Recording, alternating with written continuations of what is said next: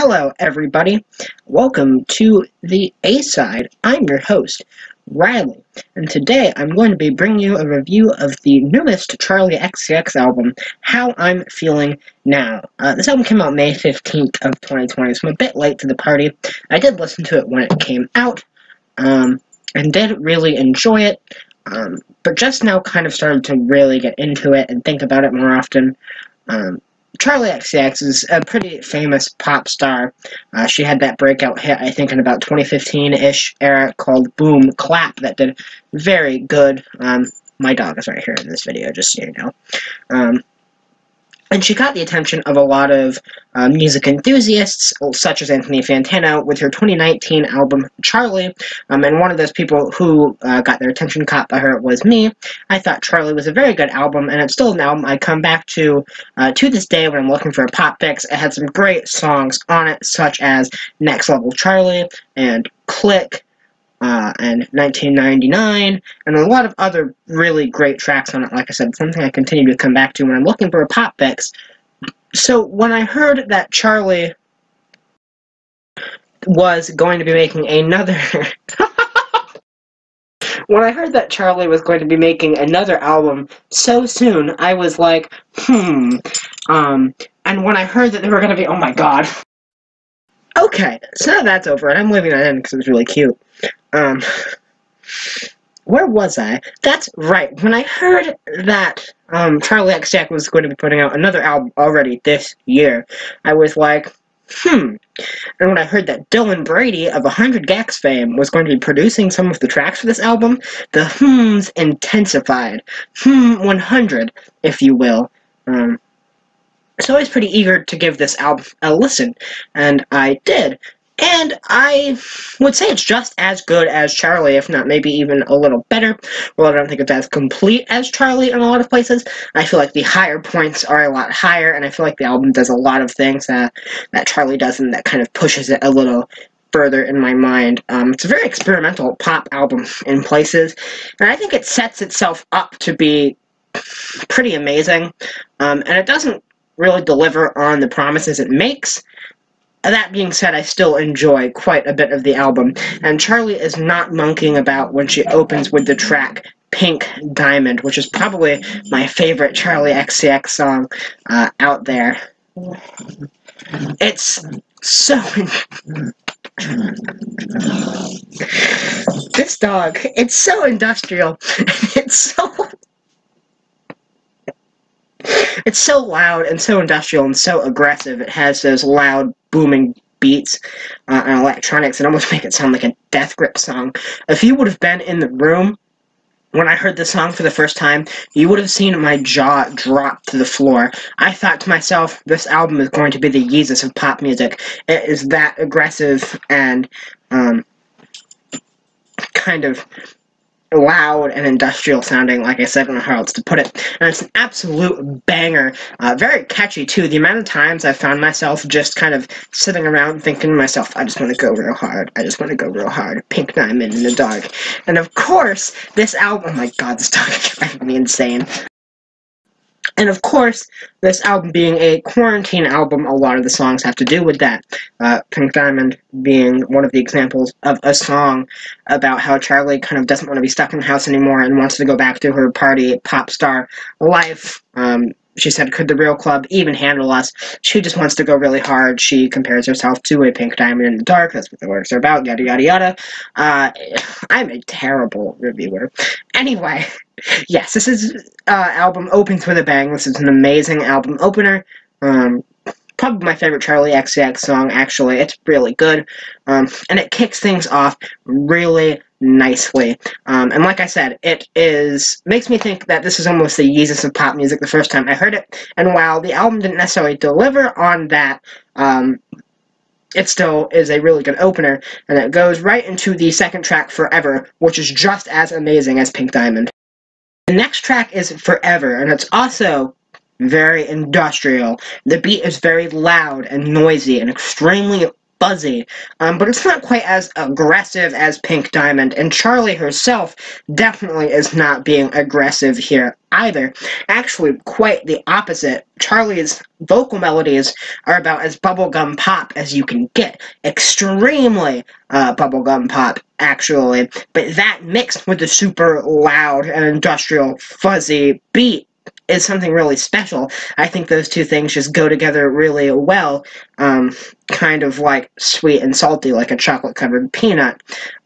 So yes, Forever by Charli XCX is the audio equivalent of a chocolate-covered peanut, and I cannot get enough of this song. Like I said, the pop melodies and the hook are just so bubblegum and so poppy, but when compared to the industrial beat it's on top of, it just makes something very special. And then it goes into track 3, Claws, which is very, very obviously produced by Dylan Brady. If you listen to 100 Gex, you absolutely know he produced it because it sounds just like a 100 Gex song. But that is not a criticism, of course, because Charli XCX is such a commanding presence, and she has such a strong personality as a pop star that she makes the song her own. It doesn't just sound like a Dylan Brady throwaway. She commands her presence. She definitely gets your attention and makes the song her own, and it is just another hyper pop banger. So that's 3 in a row of just these really great kind of industrial, loud, kind of hyper pop songs, and I cannot get enough of it.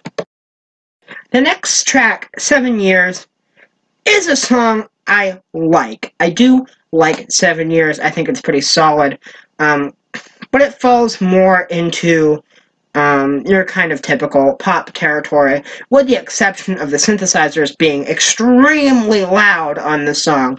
Like, they're mixed super loud, so it kind of starts off like a normal pop song. You're like, oh, okay, maybe this album's starting to fall off a bit, not being as interesting.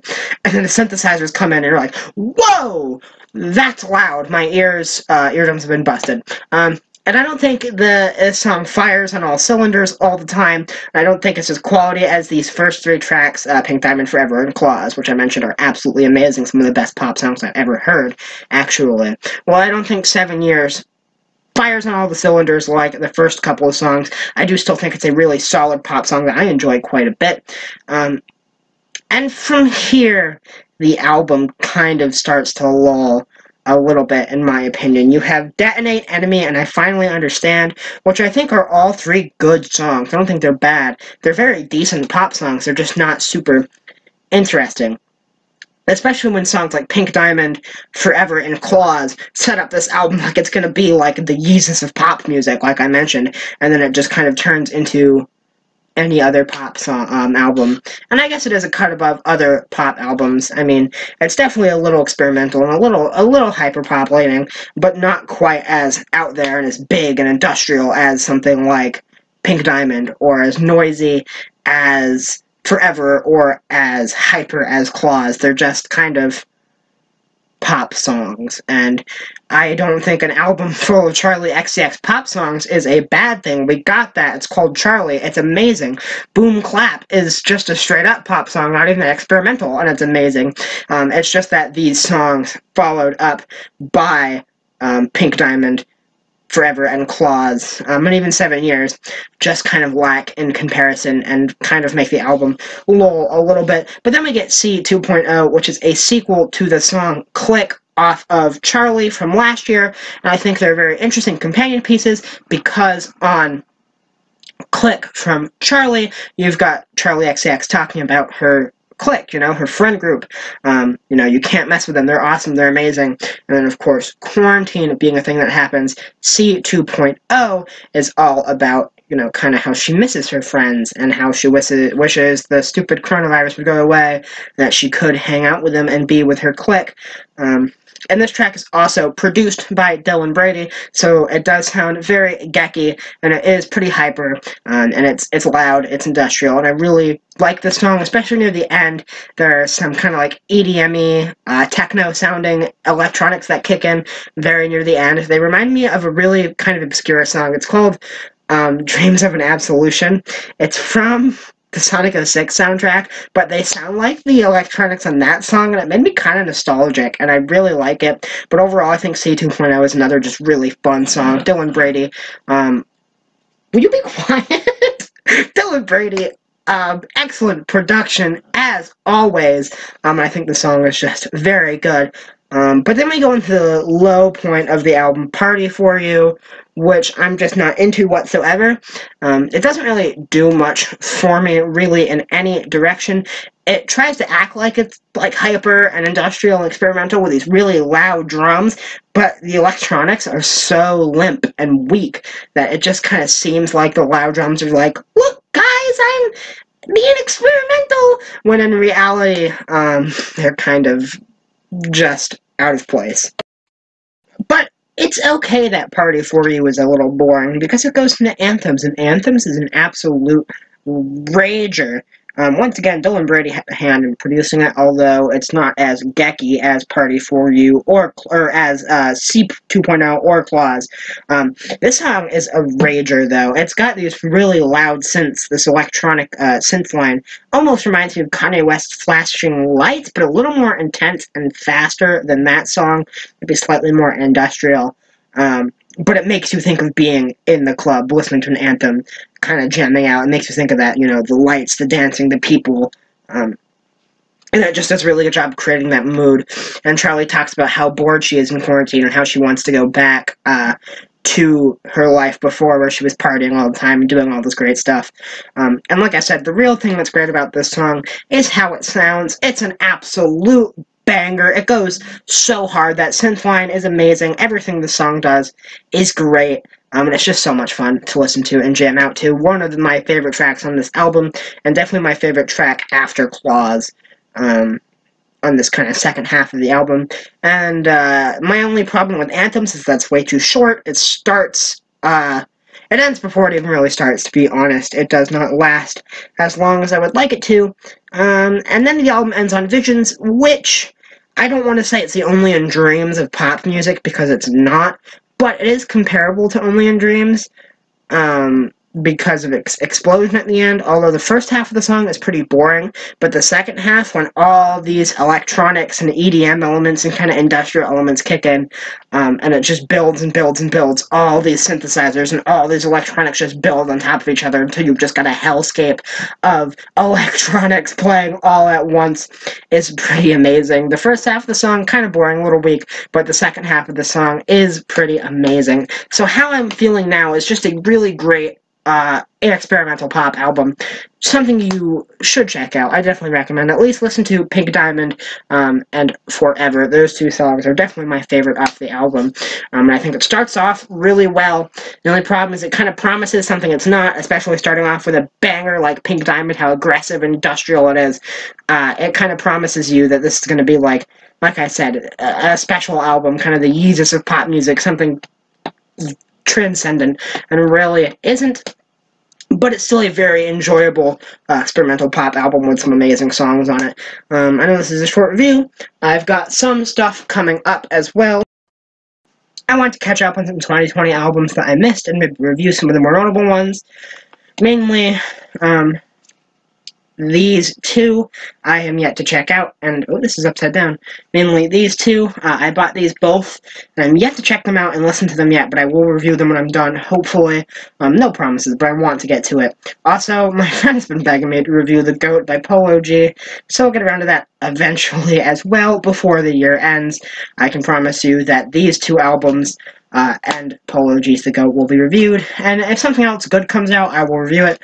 I want to rank the songs on Song Machine by Gorillaz when that comes out, and also review the new I Don't Know How album when it comes out. Hopefully I can get to all that. I will start probably listening to one of these two albums tomorrow, and yes, that is what I have planned. I hope you all enjoyed. Also, my student teacher in AP GoPo found out about my channel. So, Miss Anderson, if you're watching this, I hope you enjoyed. Hello, I'll see you tomorrow. Anyway, that's been all. I'll see you all next time. knew I was forgetting something. I forgot to score this album. 8- out of 10. Now I'll see you all next time.